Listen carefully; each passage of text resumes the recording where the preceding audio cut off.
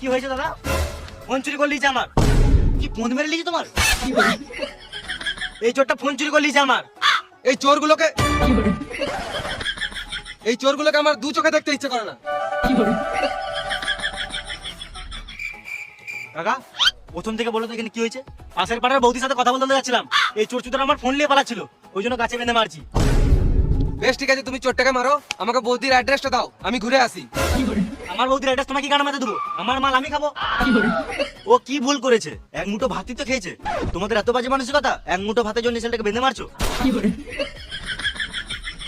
ভাই তুই বল, আমি একবার ভাতের কথা বলেছি? চুপ করে আছিস কেন বল? ভাই বল, আমি একবার ভাতের কথা বলেছি? গাল দিবি না শুয়োরের বাচ্চা। বেশ, বেশি গান পাকাও মেরে লাভ নাই, ওইসব বাদ দাও, অনেক রাত হয়ে গেছে, সবাই নিজে নিজের ঘর যাও।